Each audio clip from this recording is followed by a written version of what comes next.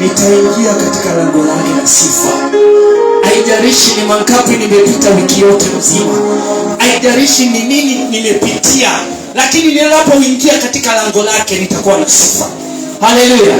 So anything that you come across, anything that happened in the course of the week, na umeingia katika lango lake, unafurahie. Hallelujah. Umseme zile sifa zake, kitu ambacho amekufanya, amekuhifadhi. Hallelujah. Hiyo changamoto ingeungumaliza. Hallelujah. Kwa hivyo nina nafasi nyingine ambao namkaribisha Mungu, Roho wa Mungu akaweze kuniongoza. Hallelujah.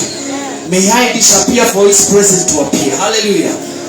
Last Sunday tulikuwa tunaongelea mambo ya utakaso wa moyo. The purity. Hallelujah.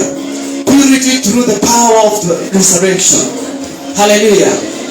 Tuliangalia about what is purity. Hallelujah. Tukaangalia the significances of purity.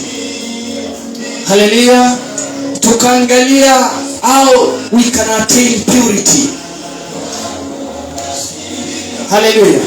On the significances of purity tulisema purity allows us to see God. Purity allows us to see God. You can refer from your notes. It is good to keep notes. And that's how we are going to understand the word of God. The word of God is not just a first time fix. It is needs to go back, to refer, to revise, for it to sink. Hallelujah. Tulisema that the significance of purity, one, purity allows us to see God, and the reference book was Matthew 5:8. Tukasema purity reflects Christ's nature. When you are pure, you show how Christ looks like. You reflect the character of Christ because he is holy. Hallelujah. Na tukasema purity preserves our witnesses. If you are pure, you are a witness of Christ. Hallelujah. You witness what Christ had to go through. Hallelujah. Na tukasema how we can attain purity. Ni jinsi gani tutapokea kukua msafi. Hallelujah. Tukasema that it is through the blood of Jesus. It is through the blood of Jesus. How we can attain purity, it is through the blood of Jesus. We got a reference book from the 1 John 1:7. I'm just doing a recap of what we discussed. And then on the same note, we can attain purity through the word of God. We said we can attain purity through the word of God. And our reference book was from Galatians 5:16. On the same note, we also said we can attain purity through confessions and repentance. If we have sinned, we have run short of the glory of God, then we can repent. We can be able to attain the purity. Kuwa msafi mara ya pili. Hallelujah. We also looked at why we need this purity. Why we need to be pure. We said that to honor Christ's sacrifice, we need to be pure for us to honor the sacrifice that Christ had to pay. Hallelujah. Our reference book was from Hebrews 12:14. We also say that why we need to be pure, to prepare for eternity. The church, we are here for the end goal. We are here for the preparation of the eternity, and that is kuenda katika kupata uzima wa milele. Hallelujah. We also said to walk in the resurrection power, katika utakaso ama katika kufufuka kwa Yesu. The power that was ile nguvu ambayo ilitokana na msalaba. Hallelujah. 5, we said the practical areas of purity. Tukasema purity of heart. We need to focus on the motives. We need also to look on the desires. Na tukasema again that practical areas of purity that to focus, we need also to focus on the purity of our mind. Purity of our mind, because when your mind is thinking something else, you can sing from your mind. So it means for you to maintain to have that purity, you must also to focus on your mind. What are you thinking? Hallelujah. Our reference book was from Philippians 4:8. We also said areas to focus is about purity of body. Purity of body. It is good to be holy. Holy in the conduct. Last but not least, we also said that areas to focus is about the purity of our speech. Kitu ambacho kinatoka kinywani mwetu kinaweza tufanya tukakosea, kinaweza tufanya tusonge mbali na utukufu wa Mungu ama na usafi wa Mungu. Hallelujah. And that was our discussion for last Sunday. Naomba tukaweza kuingia katika kitengo kingine ambacho ni cha kwenda kuangalia. It's just a slight continuation of what we had discussed, and it is about how to maintain purity through discipline. That is now our discussion for today. How to maintain purity through discipline. Jinsi ya kudumisha usafi wa moyo kupitia nidhamu. Hallelujah. How to maintain purity through discipline. Because anything that you do in this world, anything that you do, you must apply discipline for you to see success. Hallelujah. How to maintain purity. How to maintain purity. Previously we talked about how to attain purity. But now, for you, it is one thing to attain, it is another thing to maintain. Hallelujah. Unaweza pata mali, you can attain wealth, but maintaining that wealth is another issue. Hallelujah. And that's now we are going to focus today that we have attained purity, yes. But how can we attain that purity, maintain that purity? Hallelujah. Now that we know we have purity, how can we maintain it so that to serve Christ? Jinsi ya kudumisha usafi kupitia nidhamu. Hallelujah. In a general explanation about discipline, it is the training of self-control that shapes character and sustains growth. Discipline is the training and self-control that shapes character and sustains growth. That is the term discipline in a general term. When we focus on the biblical concept, discipline is God's loving corrections and spirit empowered. God's loving correction and spirit empowered training in righteousness, which preserves purity and that leads to holiness. Hallelujah. Sometimes God disciplines, God trains. Wakati Mungu anapokudiscipline, wakati Mungu anapokuambia hiki kitu ni kibaya, ni njia moja ya kuonyesha upendo wake upendo kuhusu maisha yako. Hallelujah. So anyone who is talking about discipline, when a parent disciplines a kid, is because that parent loves that kid. Ni kwa sababu unapenda mtoto wako sana, ndipo maana unapompatia mawaidha kwa njia ya kumwelekeza, ni njia kwa sababu unampenda. Hallelujah. God also, our Father, is talking about discipline. And that's now why we are going to talk about discipline of purity. Hallelujah. Purity in one way is about the cleansing of the heart. Purity is the cleansing of the heart. But when we talk about discipline, is the guard of the heart. Is the guard of the heart. Purity is the cleansing of ni usafi wa moyo wako. Lakini when tunapoongelea about nidhamu, ni karibu ni kama kupatiana protection. It's a way to guard your heart. so that when you have that purity in a yes toka nje, you can be able to manage it. Hallelujah.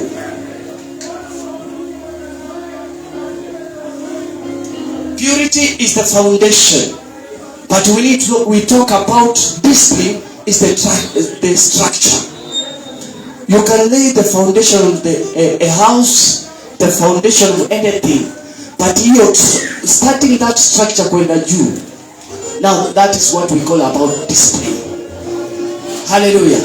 Kwa hivyo lazima chochote ambacho unakifanya, you have to include discipline.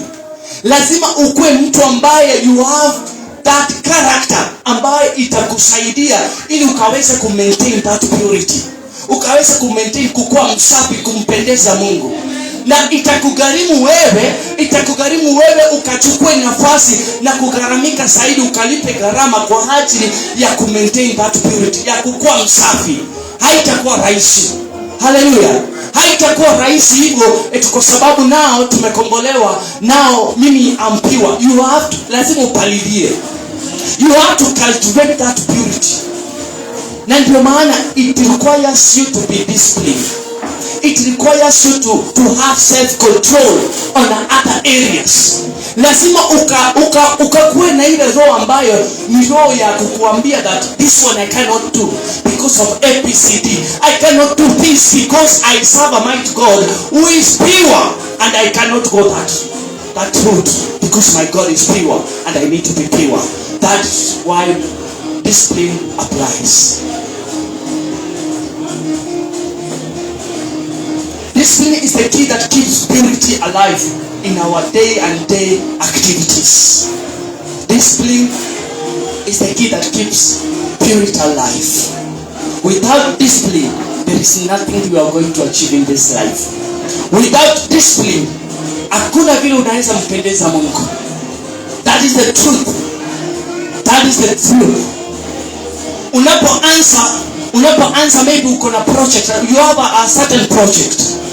Na umesema mwaka huu nataka niikamilishe ikifika mwezi wa 8, mwezi wa 10. Lazima hii project ikuwe imekamilika. Kuna gharama ambayo utakayoilipa.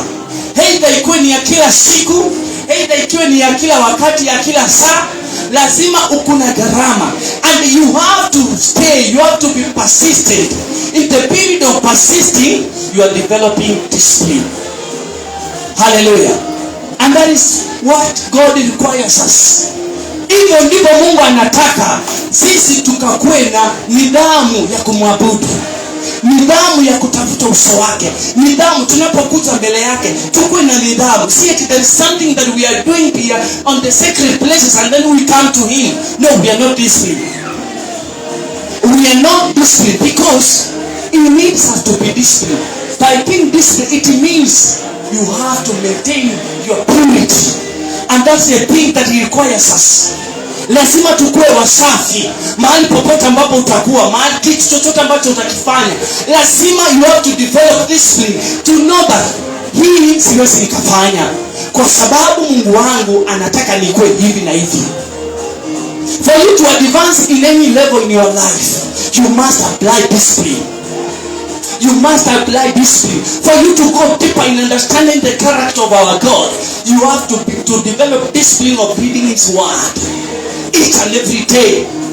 Whether unataka kusoma au una nguvu ya kusoma, but because of discipline, you are going to avail yourself to read his word. Hallelujah. And that is all about discipline. Success is all about discipline. Discipline, consistency. Discipline comes before consistency. Because you need to be disciplined for you to be consistent. Hallelujah. Lazima ukawe na nidhamu ya kusema nitaamuka asubuhi, nitafanya hiki, siku ambayo itafuata nitaamuka tena, nitakifanya. That is discipline.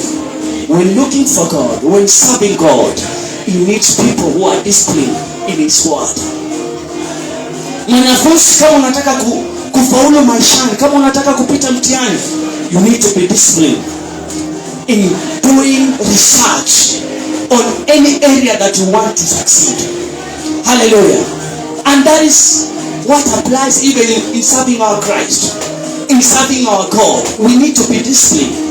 We need to be disciplined in applying His word. We need to be disciplined kwa mahali ambapo tutakuwa. We need to be disciplined on what comes out of our mouth. Kitu ambacho tunakisema, are you disciplined? How can someone differentiate from a saved person na yule mtu ambaye hajaokoka? Ni kitu gani kitakachofanya akajue George enyewe, hata kama wakisema anamtumikia Mungu kweli, he reflects the character of Christ. Hallelujah. It's not about what you're preaching is different from what you're doing. It must align to what you're saying. It must reflect to what you're speaking. Hallelujah. Lazima ikaenende sawia na kile kitu ambacho unachokifanya. Kwa sababu hakuna vile unaweza niambia naweza kuambia ufanye kitu fulani na mimi sikifanyi, na mimi naenda kinyume na hicho kitu. Kweli? Will you see something that unasema huyu mtu hakika anajua kitu fulani na ako disciplined towards that thing? No. Hallelujah. So wapendwa, if you want to succeed in life as a family, if you want to succeed as a family in marriage, if you want to succeed, you must apply discipline. Lazima ukuwe na nidhamu kwa mwenzako. Kama mama, wazazi lazima mkuwe na nidhamu kwa the way you approach your kids. Hallelujah. And that is how you are going to develop.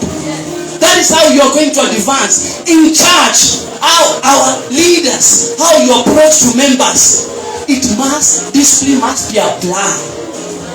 It must be applied for us to see that advancement, for us to excel into the next step. We must be disciplined. Hallelujah.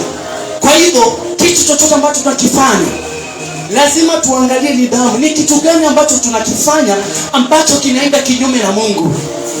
Kama mzazi, kama mama katika nyumba, ni kitu gani nakifanya kinaweza fanya kinasababisha watoto wangu kwa kutoniheshimu?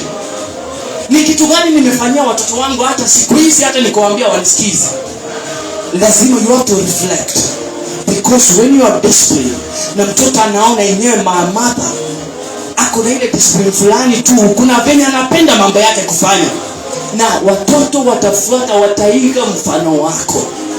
Kama mtoto msichana umemwambia hivi ndio unavyokuwa, ukiamka asubuhi fanya kitu, ukiamka asubuhi tengeza kitanda, ukiamka asubuhi fanya hivi, hakika atafuata kulingana na vile unafanya. Hallelujah. And that is why we need to apply discipline when it comes to serving our God. Hallelujah. Christ was so disciplined to a point he never diverted from the attention of God. He was so disciplined. Hata wakati shetani alijaribu kumpeleka mahali kumuonyesha vitu za dunia, alisema because of discipline he maintained. He used the word to defeat the devil. Therefore, for you to defeat the devil, for you to defeat any challenge, you need to be disciplined in growing deeper of His word. That's when you are able to understand it. Amen. Hallelujah. Amen.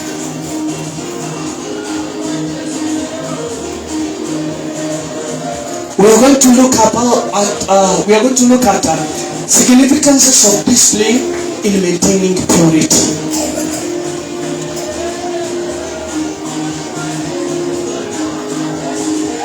Umuhimu wa nidhamu katika kuhifadhi usafi. I'm not talking about usafi the way we are very smart. I'm talking about the inner usafi, the purity.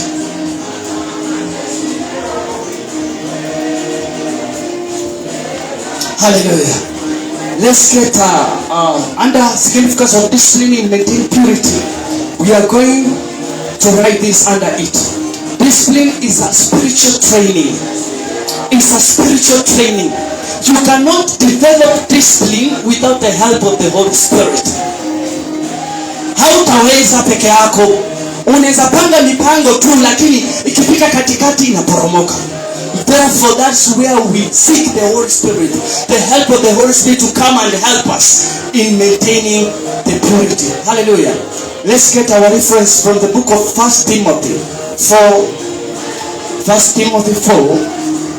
4:7-8. 1 Timothy 4:7-8. Timotheo wa kwanza sura ya 4 mstari wa 8. Nasema hivi: bali hadithi za kizee zisizokuwa na za dini uzikatae, nawe ujizoeze kupata utaua. Kwa maana kujizoeza kupata nguvu za mwili kwa faa kidogo, lakini utaua ufaa kuwa mambo yote, yani unayo ahadi ya uzima wa sasa na ya ule utakao kuwapo baadaye. Amen. Having nothing to do with godless needs and hold wise trials, rather train yourself to be godly. That is the word. Train yourself to be godly. Train yourself no matter the circumstances, no matter the challenge you are facing, no matter the influence of other people. Train yourself to be godly. Why? You need to apply discipline, for he is pure. There is no way I can resemble somebody outside ambaye hajaelewa ni nini, hajaelewa Mungu ni nani. I must restrain myself mahali ambapo niko kwa crowd. I must restrain myself on the character of Christ. I must show that character. I must reflect the character of Christ in me, in the congregation, in a large crowd. Hallelujah. Siku hizi wengi tunaenda kulingana na venye wind inaenda. We go the way the wind is blowing. Somebody cannot tell whether you are saved. Somebody cannot tell whether you have principles as a Christian. You are there. You can move the way wind is blowing. Ukienda ukifika mahali kuna watu wengi, you look like the other people from the other outside world.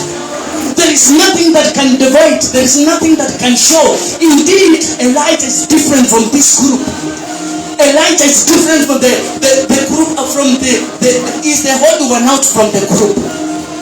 And that's why we get encouragement on the word that train yourself to be godly. Train yourself. The word is train.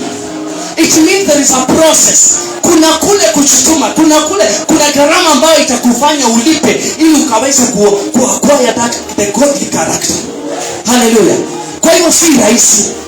Lazima kama mtumishi, lazima kama muumini uamue ni kitu gani unataka kufanya. Ni uamue, and discipline is a decision. Na haitakuwa rahisi. You have to be disciplined reading the word each and every day. You have developed that you want to know the character of God. What do I need for me to know the character of Christ? I need to read his word. Reading his word requires you to be disciplined. Hallelujah. Inakuhitaji ukuwe na nidhamu ya kusoma maneno kila siku, kila mchana, kila wakati. You need to meditate his word. That is when you will be able to know his character. Hallelujah. Haitakuwa that unasoma leo ama Sunday peke yake umesoma hii neno and then you want to know the character of God. No. Yes. Even Christ was so disciplined to a point he never diverted from the plan of God. He had to remain there. When God was silent, Job, he had to be disciplined to a point that hakukosea Mungu. Hallelujah. Even to a point wengine walimwambia now you need to change directions. This your God does not answer, but he remained disciplined in his sin. And that is the kind of discipline that we need as Christians, as believers. That's the kind of discipline we know that you cannot compromise with the purity of God, purity that you have. You cannot compromise the character that you have, that is Christ-like. We have to be disciplined. Hallelujah. For you to advance in your business, you have to be disciplined, to be persistent in paying the price. Wakati ambao kutakuwa na matokeo, wakati ambao utatengeneza loss, you need to be disciplined to go there again and again.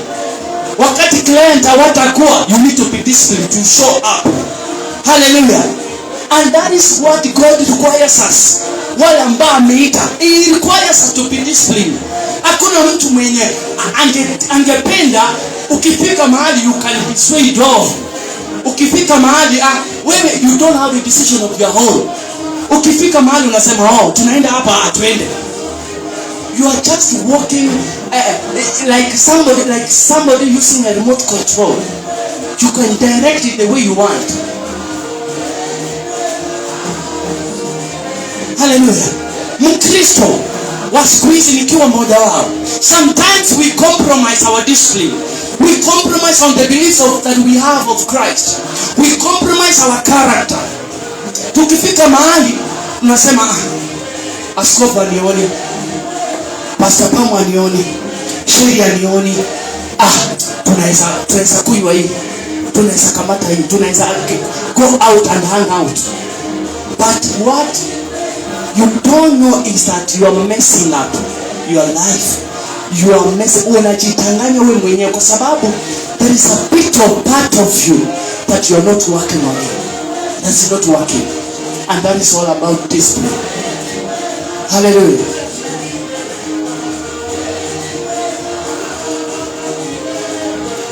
Hallelujah.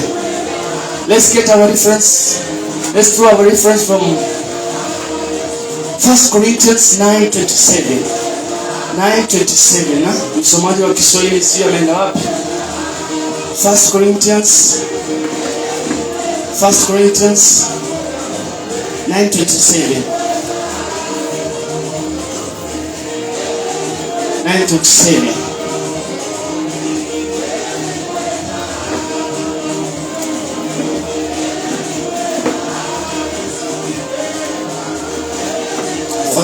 First Corinthians. Nasema hivi. Yes.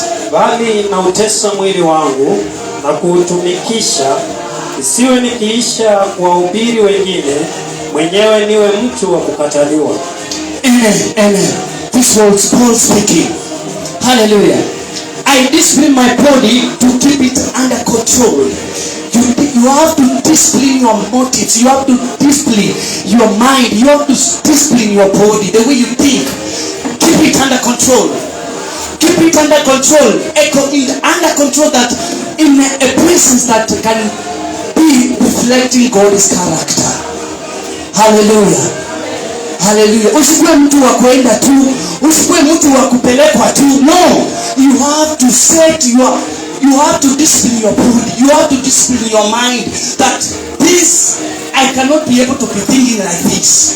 No, I have to redirect my thinking to look as that of Christ. He says, I was called. He promises that, fear not, I must think that way. Hallelujah. If you think that you are a loser, you are going to be a loser. So you need to discipline that mind that, no, I'm not a loser. You need to work on your body. Sometimes we keep on flesh, the spirit and the flesh are both fighting, but we are allowing the flesh to win instead of the spirit. Hallelujah. So it is a decision by the help of the Holy Spirit that we need to allow the Holy Spirit to come in us so that we can win, and therefore put the body under control. That is the only way that we are going to live a pure life. That is the one of the requirements that God requires us to have. We must be disciplined in anything that we are doing. We must be disciplined in serving Him. We must be disciplined in going out and preaching of His word. We must be disciplined in defending His word, because that is what we are called as. That's the reason He called us to defend His word. To defend His word without fear. To align our motives and our way of life with His word. Hallelujah. So discipline is what cultivates purity. Hallelujah. Discipline, we have said, is the guard of the heart, but purity is the cleansing of the heart. That means without discipline, you cannot continue to be pure. Hallelujah. You need, discipline has to apply. Once you have attained purity, you need to maintain it, and it is discipline that can help you maintain that purity. Hallelujah. So anything you are doing, isikuwe ni kawaida. Isikuwe ni kawaida tu kukuja kanisani ni kawaida. Isikuwe tu katika familia mambo mengine kufanya ni kawaida. Sometimes when it needs discipline, maintain your discipline. Say this one I cannot apply, I cannot support this one because of ABCD. You have applied your discipline. I cannot support this because my scripture, my God does not support that. Hallelujah. And that is why you are going to advance in your life. That is when you are going to elevate in any position you have.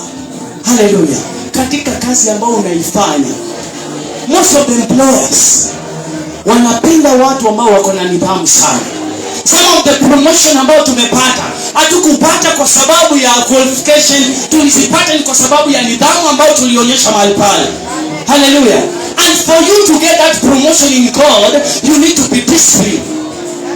Hallelujah. You need to be disciplined. You need to be disciplined. There is no any shortcut when it comes to, when God asks us to be disciplined, it means it. You must be disciplined. And that discipline, you must discipline yourself, your body, to maintain the purity that He has. Hallelujah. Haitakuwa kawaida unakuta kanisani, kawaida tu, ni Sunday but when it comes to the things that you are doing is contrary to the expectation of Christ, itakuwa ngumu sana for you kumuuliza kufanyia jambo akufanya. Hallelujah. So wapendwa, I beseech you that anything you are doing, even with whatever situation you find yourself, just apply discipline. Just apply, be disciplined. Ukiamua kufanya jambo, be disciplined. Be disciplined. Ukiamua kufanya that this is the thing we are going to do as a church, let us be disciplined. And that's when God is going to command His blessing over us. That is when God is going to reveal Himself over us. He cannot reveal Himself to a person who is not disciplined. Hallelujah. And that's why for us to maintain that purity, we need to apply discipline. Discipline is the core, is the center stage of everything. Because if we are not disciplined, tutafanya mambo vile tunasikia. Utaenda utafanya kulingana vile you like it. But when there is discipline, show me a person who is disciplined, and I can tell you the things that he has done in life, the doors that has been opened to him. And show me a person without discipline, and I'll show you the disgrace that he has to the society. Hallelujah. So it is a training. There is no person that tunasema now, me I'm disciplined. It is a training process. If you do something that does not serve the purpose of God today, try to alter it, try to correct it tomorrow. Ukinikosea leo, ukinikosea heshima leo, ukikosa kuonyesha nidhamu yako kwangu, try next time. What you did to me last Sunday, no, I cannot repeat it again. Let me try to alter it. Hallelujah. And that is when God is going to command a blessing over your life. Hallelujah. Na kitu chochote ambacho kinataka kufaulu, unataka kufaulu maisha, discipline must apply. Discipline must apply. Hallelujah. We are also going to look at practical disciplines that sustains purity. Practical disciplines that sustains purity. Practical disciplines, zile vitu ambazo tunazifanya na zinaonekana, ambazo zinaonyesha nidhamu ambayo itakao hifadhi usafi wa moyo ambao utampendeza Mungu.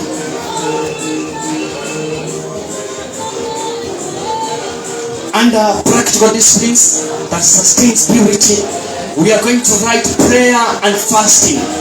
Prayer and fasting. That is where ambapo discipline inahitajika.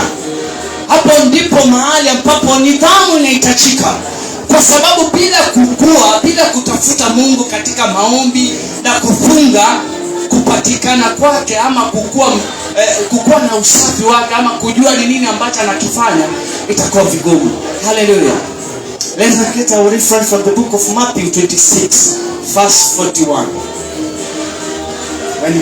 When Jesus is trying to encourage his disciples,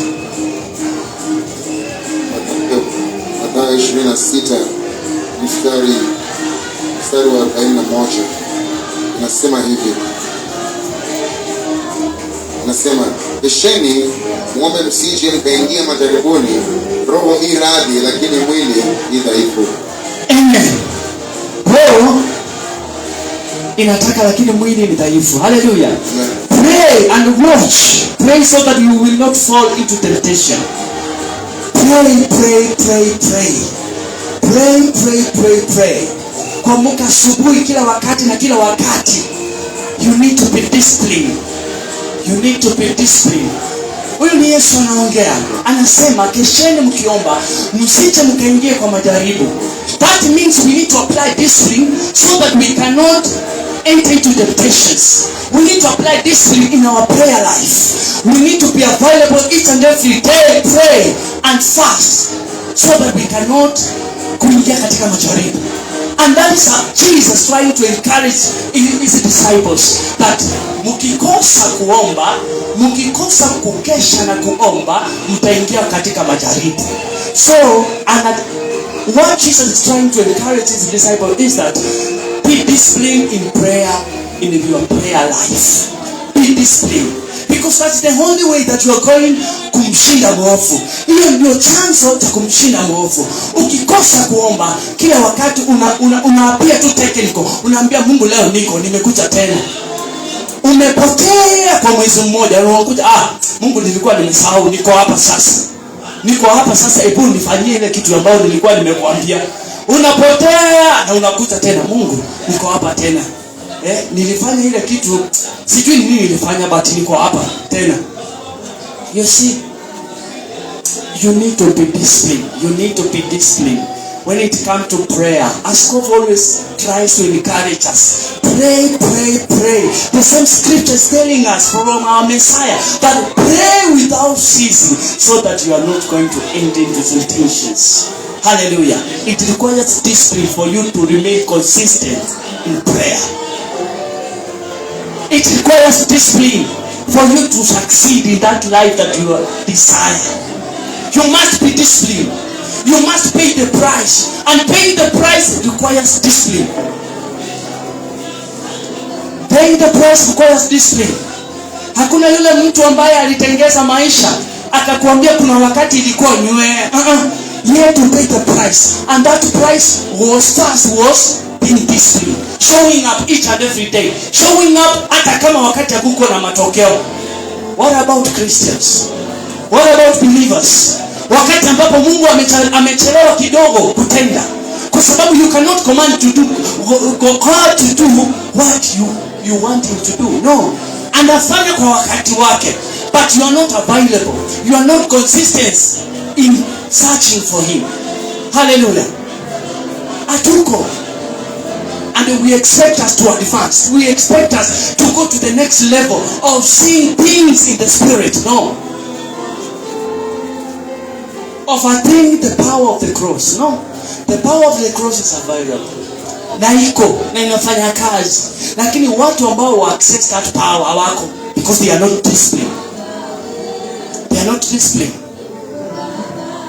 So that's why God, Jesus, anatufunza. Is encouraging us that you need to be disciplined so that you cannot enter into temptation. Hallelujah. Hallelujah. And the practical discipline that sustains purity. I've got 6 minutes remaining.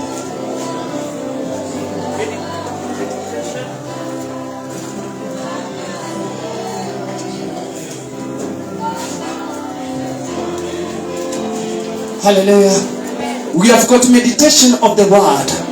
Practical discipline that sustains purity. Tumesema ya kwanza ni prayer and fasting. Ya pili is meditation of the word. On the word. Each and every day the word. Usiku the word. Asubuhi the word. Ni nini anasema? Mchana the word. Hallelujah. You develop discipline, and once you develop discipline, you are going to enter into the realm of the spirit na ku understand nini aswa Mungu anasema. Hallelujah. Because anasema, let us focus on the things that are above. Let us focus on the things that are above. The above things are not near, cannot be found nearly. It cannot be found by everybody. No.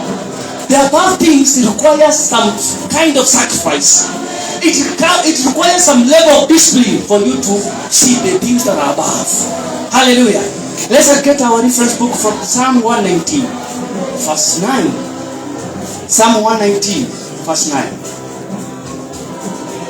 Psalm 119. Amen. Zaburi 119 mstari wa 9 nasema hivi: jinsi gani kijana aisafishe njia yake kwa kutii akilifuata neno lako. Yes. Jinsi gani kijana ataisafisha njia zake? Ni kwa sababu ya kutii na kufanya na kusoma neno lake. Mama, ukitaka nyumba yako isimame, ukitaka ndoa yako isimame, ukitaka familia isimame, the word. The word, be disciplined in the word. When you get discouragements from others, wanakuambia huyu mtu hata sijui ulionekea yeye, ni nini uliona kwa huyu mtu? The word. The word, stay in the word. Stay in the word, stay in the word. You are going to attain that purity, discipline of the word. Itakufanya you maintain the purity. You are going to maintain that purity and God is going to reflect in you. Hallelujah. That is the only key. That is the only key. Familia nyingi sahi, ndoa nyingi sahi zinateseka kwa sababu gani? Kwa sababu mambo ya kutokuwa na principles, mambo ya kutokuwa discipline katika kufanya mambo mengine. Tunakosa, tunasema hii kitu ndio tutakacho kufanya. Kwa sababu mwenzako amesema hii ndio tunafanya. Unakosa heshima, unakosa kukuwa na discipline, unaenda contrary, different to what you agreed. Hallelujah. And that is why, for you to remain consistent, for you to remain the grace of God to be upon you, lazima the word, meditation of the word, is word. Katika ndoa is word. Katika watoto is word. Is the key. Hallelujah. And then when you have developed the discipline of the word, God will come and show you the way. Hallelujah. He will come and show you the way. He will come and show you the way. Hallelujah. So there is nothing too hard. There is nothing that cannot be available in the word. Everything is there. The question is the person accessing that truth. Hallelujah. Is the person disciplined enough to remain, to be consistent, to stay upon for God to come and answer him? Oh, hallelujah.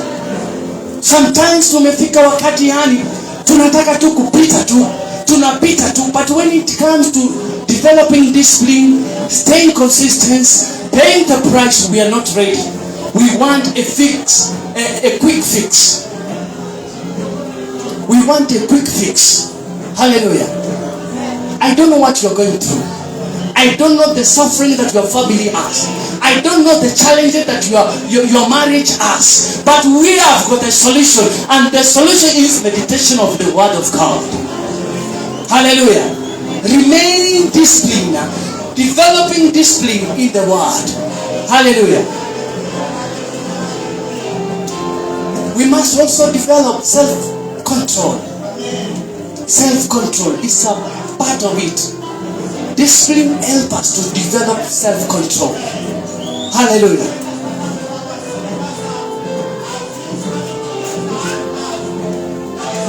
I'm finishing up. Why do we need discipline? Why do we need discipline? There is only 2 points. Why do we need discipline? To resist temptations. To resist temptations. We have heard that Jesus was trying to encourage the disciples. Stay in prayer. Stay in prayer and fasting so that musingie kwa majaribu. And we have got the way that the reasons why we need discipline is to resist the temptations. Hallelujah. Christ had to defeat the devil because he developed discipline. Alikuwa na nidhamu, alijua the agenda alikuja kufanya. Hallelujah. Wengine wetu tunakosa kuelewa agenda ambayo imetuweka mahali pale ambapo tuko tunapambana tu. Hallelujah. You don't know the reason is why you are there. You don't know the reason is why God called you to be there where you are. Any position you are serving, you don't know the reason that God had the reason is why unafaa ukwe hapo. And you need to develop this thing to do that thing the very best of you. Hallelujah. We need discipline so that we can grow and to resist temptations. Let's get a reference from James 4:7. We are not going to read that one. Time is up. We are going to refer at your free time. James 4:7. And the third, why do we need discipline? To grow into maturity. To grow into maturity. Kukua katika roho. Ephesians 4:13. Ephesians 4:13, until we reach unity and we become mature. Why do we need discipline? To finish the race faithfully. To finish the race faithfully. 2 Timothy 4:8. 2 Timothy 4:7. I have fought a good fight. I finished the race. I kept the faith. Lazima ukuwe discipline katika safari yote unayoianza. Lazima ukuwe na nidhamu katika ile safari ambayo umeianza. Katika biashara lazima ukuwe na discipline. Hallelujah. Mama Karo siku nyingine anaweza enda na asitengeze kitu, but tutamwona the following day tena ako pale. It requires discipline. Wakati mwingine unaweza tengeza loss wiki yote mzima, but you are still there. Discipline. Hallelujah. So, as I conclude, it is my desire that as a body of Christ, that we are going to learn to be disciplined in serving Him. Because He is a disciplined God. He requires us to reflect His character. Angependelewa sana kukuwa na watu ambao hawana msimamo, hawana na nidhamu katika kutafuta uso wake, hawana nidhamu katika mambo ambao wanayafanya, ambayo hawana nidhamu katika kukuwa wasafi na kumaintain utakatifu, hawana nidhamu kwa kumensure that it is Christ I'm serving. I must maintain that purity, that He is pure and I need also to be pure. He is holy and I need also to be holy. Just reflect yourself in that sacred place. Are you disciplined? When you meet 2 or 3 friends ambao they are from the household world, can you maintain the discipline? Can you maintain that character of you? That can you maintain it? Hamu unasema hapa askofu hayuko, hapa pastor Pamu hayuko, hapa Envy hayuko, wacha tutese. Can you maintain that discipline? That is when that God is going to command a blessing. It's going to lead you into the next level. Hallelujah. Kwa hivyo, in the church of today, let us try to emulate the character of Christ. Because He was disciplined. He never lost any focus. He had a focus, and that focus was to relieve us. It was to save us. And He did very well. He did very well. On the way there was distractors. Kulikuwa na swaying of the vision, but He maintained the focus. And that was all about discipline. Hallelujah. Let us rise up. Let us rise up as you meditate. What it is God? Ni kitu gani ambacho nimekifanya? Ni kitu gani nimekifanya? Am I a person of discipline? Can I maintain the discipline?